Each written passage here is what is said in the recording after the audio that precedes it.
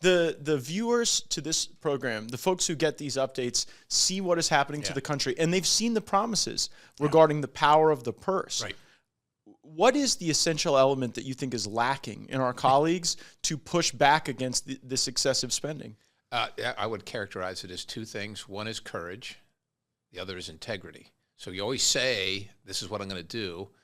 This is the integrity part. But there's always some reason. Look, I got an earmark. We had 6,000 earmarks in this half of the bill. In this half, so earmarks used to be gone. Well, they were here, then they were gone. Now they're back again. And so they're buying votes with earmarks. Did you have a favorite earmark in this bill? Well, that was the stupidest, craziest thing that there's you a could lot have to imagined choose from. funding. That's a pretty big menu, Matt. The one in Pennsylvania that Senator Casey and Senator Fetterman originally supported was for some building where they were having, as I understand this, I don't know, gay sex parties, and we were going to spend $1 million on that, and then they came out afterwards and said, "Well, hold on a second, we don't support that." So Pennsylvania. So did that receive a lot of support from like the Pennsylvania Dutch community? Like where is the constituency in Pennsylvania for the public funded erotica?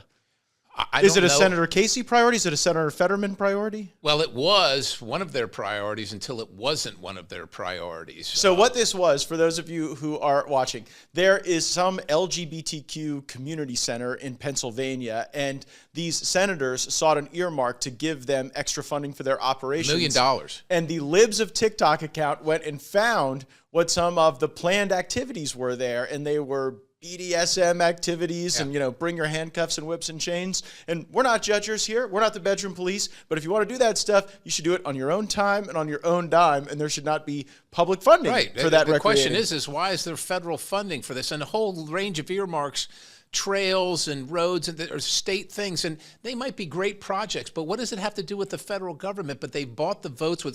So integrity. There's always some programming. I didn't want to vote for the whole thing, but this was in here. I had to do it because I needed this one thing. And then courage.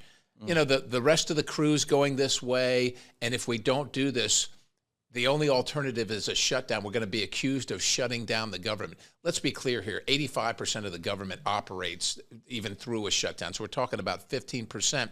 Nobody came here, not Matt Gaetz, not Scott Perry, to shut down the government. What we did come to do is save the republic. And if Democrats and I hate to say it, some of our friends on the Republican side of the aisle, if it's worth it to them to keep on bringing in illegal foreign nationals to kill and rape our children such that we don't shut down the government and have a conversation about it, then they should defend that. But I'm certainly not going to.